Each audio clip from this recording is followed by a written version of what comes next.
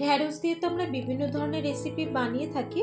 আজকে আমি রুটি আর পরোটার সাথে খাওয়ার জন্য ঢ্যাঁড়সের একটা দুর্দান্ত স্বাদের রেসিপি বানিয়ে দেখাবো। বানানো যেমনই সহজ, খেতেও কিন্তু তেমনি অসাধারণ হয়, আর খুব কম সময়ে চটজলদি কিন্তু রেসিপিটা বানানো যায়। নমস্কার বন্ধুরা, স্বপ্নার কিচেনে আপনাদের সবাইকে স্বাগত জানাই। আশা করি রেসিপিটা আপনাদের ভালো লাগবে। যদি রেসিপিটা ভালো লেগে থাকে, ইউটিউব থেকে দেখলে অবশ্যই আমার চ্যানেলটাকে সাবস্ক্রাইব করে পাশে থাকা বেল আইকনটি প্রেস করে দেবেন।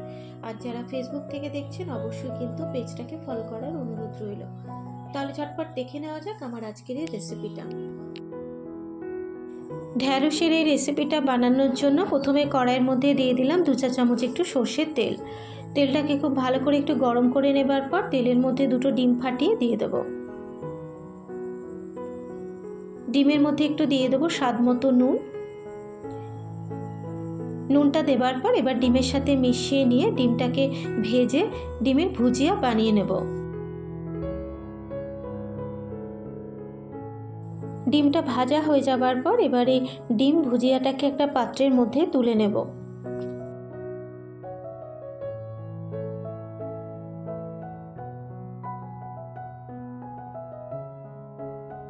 ডিম ভেজে তুলে নেবার পর ওই কড়াইতে দিয়ে দেবো আরও 3 টেবিল চামচ মতো সর্ষের তেল। তেলটা যখন গরম হয়ে যাবে, তেলের মধ্যে দিয়ে দেবো কেটে রাখা আলু। এখানে আলুটাকে কিন্তু একটু ছোট ছোট টুকরো করে কেটে নিয়েছি। এবারে গ্যাসের ফ্লেমটাকে মিডিয়ামে রেখে ক্রমাগত নেড়েচেড়ে আলুটাকে কিন্তু খুব ভালো করে একটু ভেজে নেব, যাতে ভাজাতেই আলুটা খুব ভালো মতো একটু সেদ্ধ হয়ে যায়।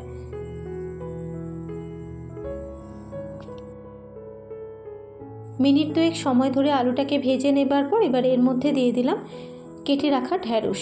এখানে ঢ্যাঁড়সটাকে কিন্তু একটু ছোট ছোট টুকরো করে কেটে নিয়েছি। ঢ্যাঁড়স ভাজার সময় আমরা যেভাবে ঢ্যাঁড়সটাকে কাটি সেইভাবেই কিন্তু কেটেছি। এবারে ঢ্যাঁড়সটাকে আলুর সাথে মিশিয়ে নিয়ে আরও 2-3 মিনিট সময় ধরে ঢ্যাঁড়সটাকেও আলুর সাথে ভেজে নেব।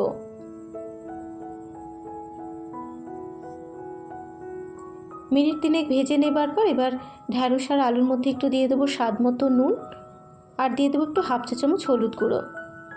নুন আর হলুদ গুঁড়োটা দেবার পর ঢ্যাঁড়স আর আলুর সাথে মিশিয়ে নিয়ে আরও 2 মিনিট ঢ্যাঁড়স আর আলুটাকে খুব ভালো করে একটু ভেজে নিতে হবে। আলু আর ঢ্যাঁড়সটাকে যদি খুব ভালো করে একটু ভেজে নেওয়া হয়, তাহলে কিন্তু রান্নাটাও তাড়াতাড়ি হয়ে যাবে।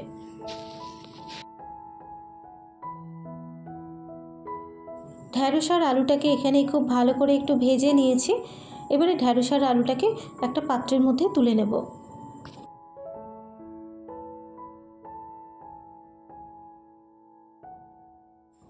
ঢ্যাঁড়স আর আলুটা ভেজে তুলে নেবার পর ওই কড়াইতে দিয়ে দিলাম আরও 2 চা চামচ মতো সর্ষের তেল। তেলের মধ্যে 2টো শুকনো লঙ্কা ফাটিয়ে দিলাম, আর 1/2 চা চামচ মতো একটু গোটা জিরে ফোড়ন দিয়ে দিলাম। এবারে শুকনো লঙ্কা আর গোটা জিরেটাকে একটু ভালো করে ভেজে নেব।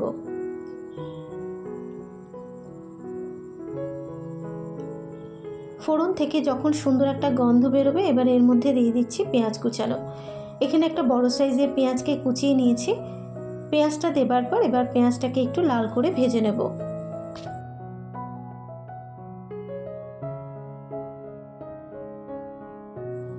পেঁয়াজটাকে লাল করে ভেজে নেবার পর এবার এর মধ্যে দিয়ে দিচ্ছি একটা টমেটো কুচানো। এখানে একটা মাঝারি সাইজের টমেটো কুচিয়ে নিয়েছি। এবার টমেটোটাকেও কিন্তু পেঁয়াজের সাথে মিশিয়ে নিয়ে টমেটোটাকেও ভেজে নেব।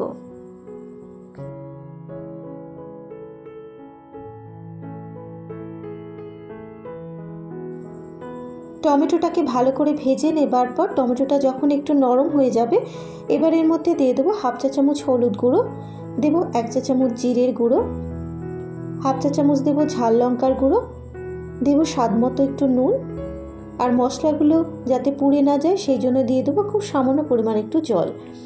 এবারে সমস্ত গুঁড়ো মশলা দেবার পর মশলাটাকে মিনিট 3-4 সময় ধরে খুব ভালো করে একটু কষিয়ে নেব, যতক্ষণ না মশলা থেকে তেল ছেড়ে আসবে।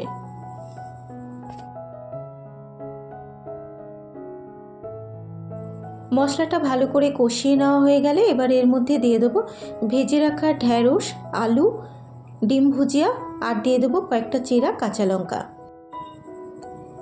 এবারে ভেজে রাখা ঢ্যাঁড়স, আলু, ডিম ভুজিয়া, চেরা কাঁচা লঙ্কাটা দেবার পর মশলার সাথে মিশিয়ে নিয়ে খুব ভালো করে কিন্তু একটু কষিয়ে নেব।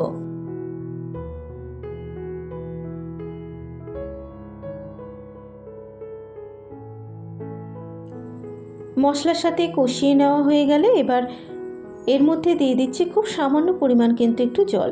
তবে খুব বেশি কিন্তু জল দেওয়ার দরকার নেই, যেহেতু ঢ্যাঁড়স আর আলুটা খুব ভালো করে ভেজে রেখেছি।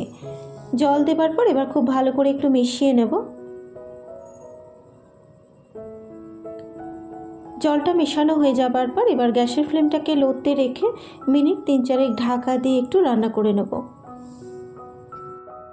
এবারে কড়াইয়ের ঢাকনাটাকে খুলে নিলাম। ঢ্যাঁড়সের রেসিপিটা কিন্তু একদম তৈরি।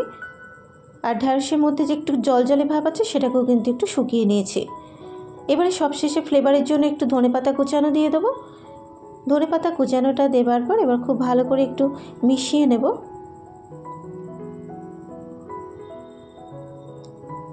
ধনেপাতা কুচানোটা মেশানো হয়ে যাবার পর এবার গ্যাসের ফ্লেমটাকে বন্ধ করে মিনিট 2-3 ঢাকা দিয়ে স্ট্যান্ডিং টাইমে রেখে দেবো, যাতে ধনেপাতার গন্ধটা খুব ভালো করে মিশে যায়। রুটি, লুচি বা ভাত ডালের পাশে ঢ্যাঁড়সের এই রেসিপিটা খেতে কিন্তু বেশ ভালোই লাগে। একঘেয়ে ঢ্যাঁড়স পোস্ত বা ঢ্যাঁড়সের চচ্চড়ি না খেয়ে একবার এইভাবে কিন্তু আপনারা ডিম দিয়ে ঢ্যাঁড়সের রেসিপিটা বানিয়ে খেয়ে দেখতে পারেন। খেতে কিন্তু দারুণ লাগে। আশা করি রেসিপিটা আপনাদের ভালো লাগবে। যদি রেসিপিটা ভালো লেগে থাকে অবশ্যই কিন্তু আমাকে কমেন্ট করে জানাতে ভুলবেন না। আজকের মতো এই পর্যন্ত। আবারও হাজির হয়ে যাব অন্য কোনো নতুন রেসিপি নিয়ে। সুস্থ থাকবেন, ভালো থাকবেন। ধন্যবাদ।